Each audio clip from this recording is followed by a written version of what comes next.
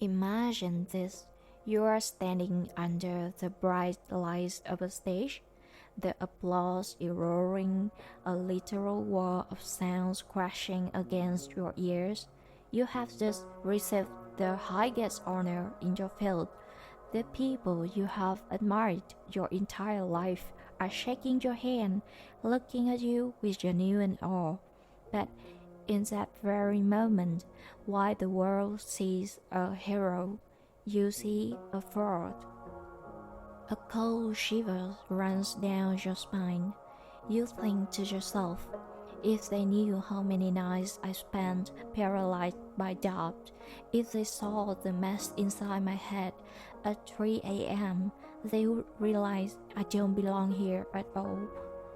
If you felt this, know that you are in elite company. Maya Angelou, after publishing 11 critically acclaimed books, once confessed, "It's time I think, oh, they are going to find out now." Welcome back to Mallory and a Cup of Psychology. Today we aren't talking about manufactured confidence. We are going to deconstruct the psychological tax that the world's most successful people pay for their own brilliance, the imposter syndrome. Why does it strike the best of us? It happens because of a profound paradox. First, there is what I call the spontaneity trap. When you operate at a master level, your best ideas often arrive like a spark, effortless, intuitive, because you cannot intellectually map the magic behind your own brilliance. You attribute it to sheer luck. You feel like a thief who stumbled upon a treasure rather than a master who earned it through years of silence writing work. Second, there is a widening gap between the self in the mirror and the self on the stage. In Eastern cultures, we speak of face. In the West, we speak of personal brand. We are constantly selling a polished version of our reality, but inside, you are still a scared, messy human being.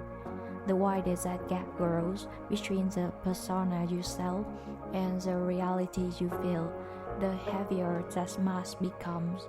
You begin to believe that it's only a matter of time before the mask leaves and the world finally sees you for who you really are. There is a brilliant concept by Ira Glass called the gap. The reason you feel like an imposter is actually because your taste is far more sophisticated than your current output. You are intelligent enough to recognize what perfection looks like. Because you have such high standards, you can see the 10 tiny flaws in your work that no one else can detect. And when people call your work a masterpiece, you feel like a liar because you are focused on the flaws they cannot see. Listen to me closely. Your imposter syndrome is not a sign of incompetence. It's a symptom of your excellence. It is a shadow cast by your own brilliance. If you didn't have high standards, you wouldn't feel that way. Do not fear the dark. Use it as a compass for your next level of growth. This syndrome wears different masks depending on where you stand in the world. In the West, it's often treated as an internal individual battle. Is it a crisis of self-esteem? Am I good enough?